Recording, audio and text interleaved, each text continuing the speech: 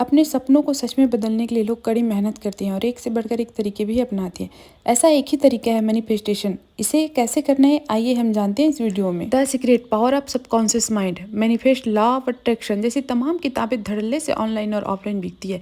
इतना ही नहीं, यूट्यूब से लेकर इंस्टाग्राम तक लाखों फॉलोअर्स के साथ जिंदगी को बेहतर बनाने के नुस्खे बताने वाले कोच की लाइन लगी है। अब सवाल यहाँ उठता है कि आखिर यह मैनिफेस्टेशन है क्या और लोग इसके इतने दीवाने क्यों हो रहे हैं। जवाब है, मैनिफेस्टेशन वो सपने हैं जो हम सभी की आंखों में पलते हैं। अपनी ख्वाहिशों को पूरा करने में लोग कोई कसर नहीं छोड़ना चाहते हैं, लेकिन कई बार सारी मेहनत करने के बाद भी कुछ कमी रह ही जाती है जो उस ख्वाब को हकीकत में बदलने से रोक देती है। वह है हमारा कमज़ोर आत्मविश्वास और हमारी मानसिक स्थिति। अगर किसी और प्रयास से पहले इस एक चीज़ पर काम कर लिया जाए तो सफलता मिलना तय है। इसके लिए आपको मैनिफेस्टेशन को समझने की ज़रूरत है।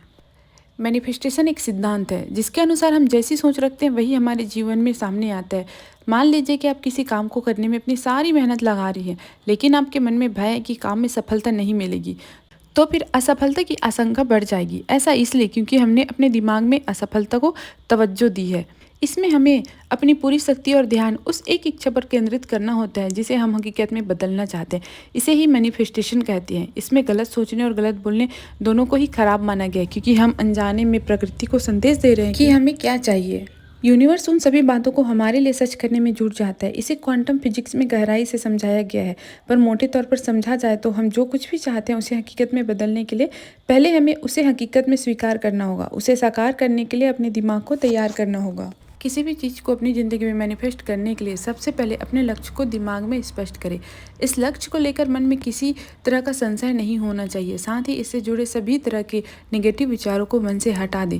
आपको अपनी पूरी ऊर्जा को बस अपने लक्ष्य में केंद्रित करना होगा। अब जब आपको यह स्पष्ट हो चुका है कि आपको क्या चाहिए, तो आप मन में उसकी पूरी कल्पना करें और फिर अपनी इस ख्वाहिश को उसी रूप में कागज़ पर लिखें। लिखने का तरीका ऐसा होना चाहिए कि आप कुछ मांग रही हैं या चाहती हैं, बल्कि आपको इस तरह लिखना है मानो वह चीज़ आपको मिल चुकी है और आप उसके लिए शुक्रगुजार हैं। अपने सपनों को लिखने का काम आपको बस एक दिन नहीं बल्कि कई दिनों तक लगातार करना है।